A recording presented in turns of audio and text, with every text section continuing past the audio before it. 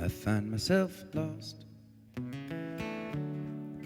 for the first time.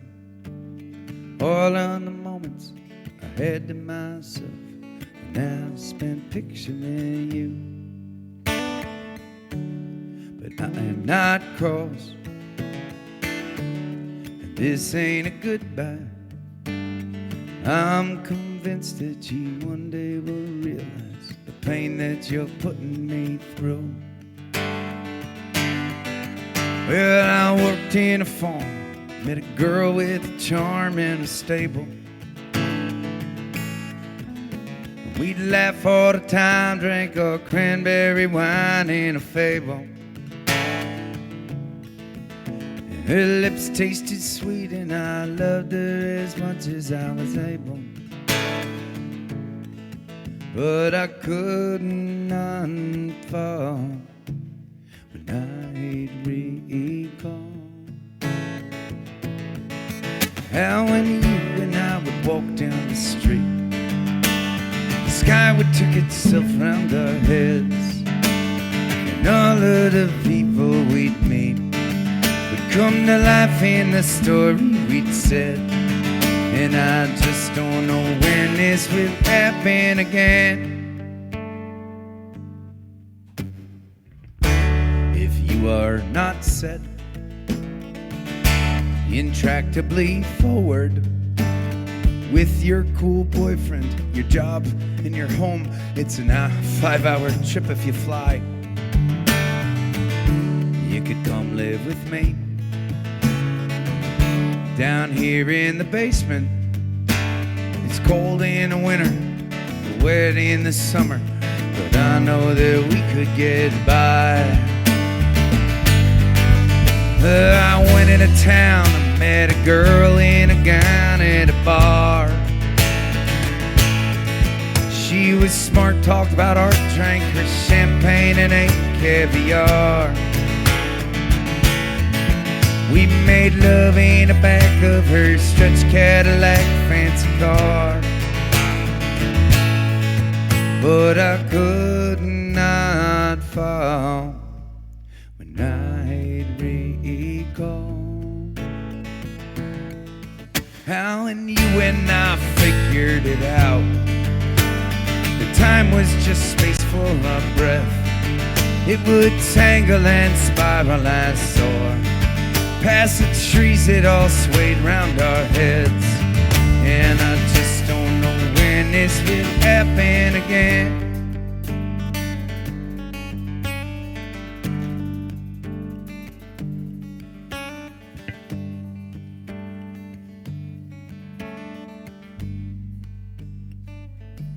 I should tell you this part of the story. It's a part of the story that not too many people know, you know. Especially our fans that like this song, listen to this. I just thought it was appropriate because my brother is here tonight. His name is Art. He came down from DC to hang out with us tonight, which makes me super happy. And yep. Art was actually a part of this this escapade, this true story that is unfolding right now in the midst of this song, which also makes him partly responsible. But I remember that there was this, you know, and it all started, for those that don't know this song, is it was a girlfriend of mine back in college, you know. It was a light relationship. But man, there was something between us that I couldn't quite figure out, you know. I don't know if you've ever had one of those situations with a person before, right? There's some kind of electricity or energy between the two of us every time we hung out, you know. And after our light relationship, she always had a boyfriend or something like that. We were living in different parts of the country. We would see each other. We would hang out as friends, but man, there was that unexplainable electricity thing that was happening. And it never happened to me before. I didn't know what it was.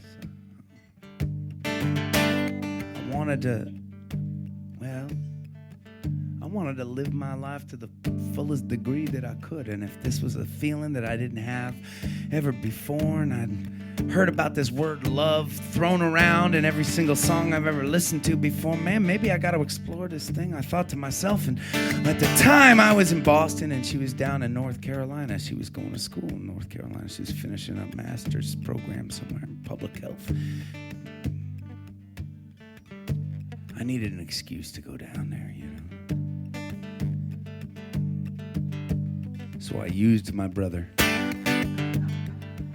who was vacationing at the time down in Nag's Head kind of area, right? Down over by the water, right? Is that right? That was, yeah.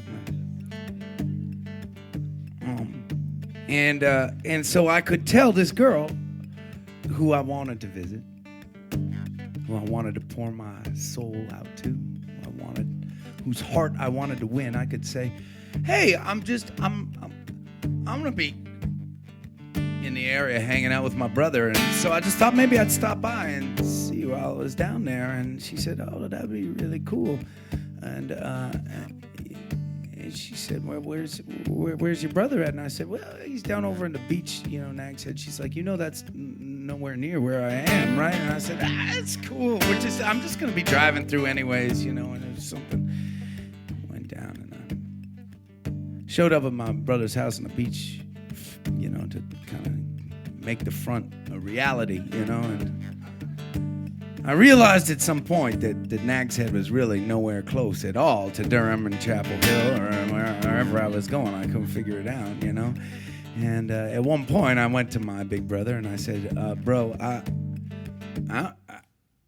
I'm supposed to see this girl and I have no fucking idea how I'm going to get there. And he said, you know what, man, I got you, man. And so this is a cool big brother for you, okay? He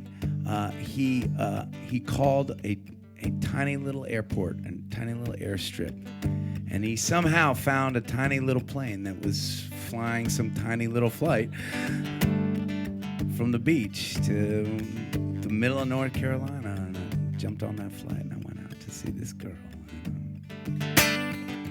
I had a lot riding on this at this point, right? My brother had just shelled out for a flight, you know.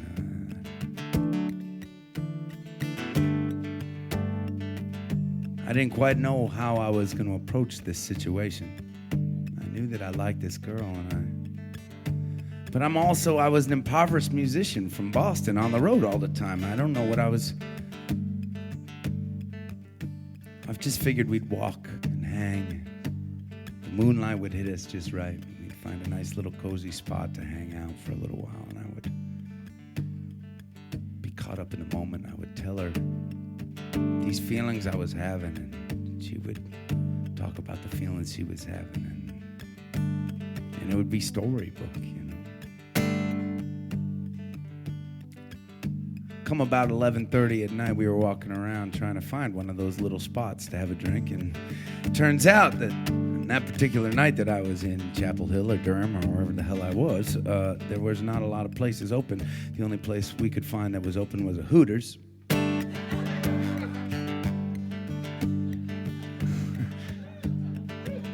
You can't make this up, I swear. But I didn't want to pass up the opportunity, man.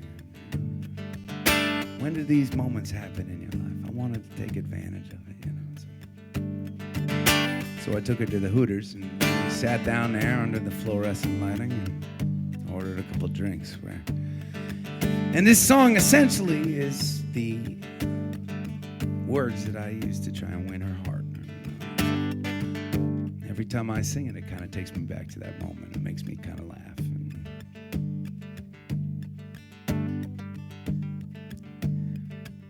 This next verse really embodies the point of the conversation where I knew I wasn't going to get to the girl, probably, you know, but I just needed to give it one last big swing. And this is what I came up with. I recognize it's not the strongest thing I could have probably maybe said, but, you know, like I said, I didn't have much of a plan, and I was in a Hooters, so I was rattled to begin with.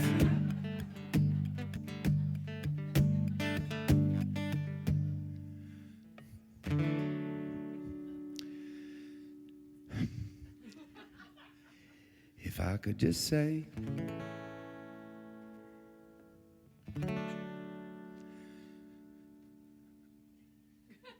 I know I'm a shithead.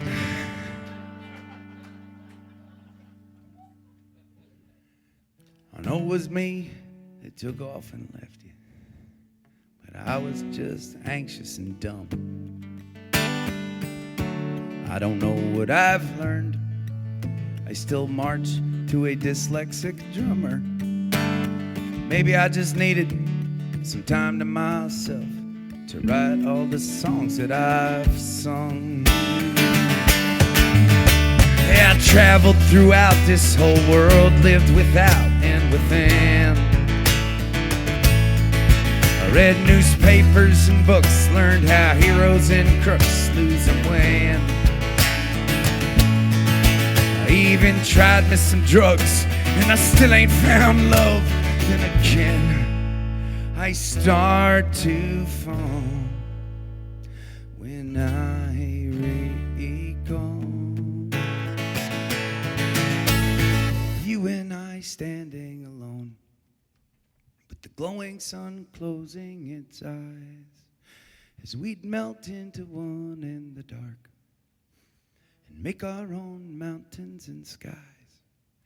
And my beat-up guitar sounds like rain as it pours out the soul of the world, which is filled with regrets and mistakes in the hearts of a fella and girl. And it all breathes in time to this song, flashes of blistering red. It will find you wherever you are and wrap itself around both our heads. 'Cause I just don't know when this will happen again.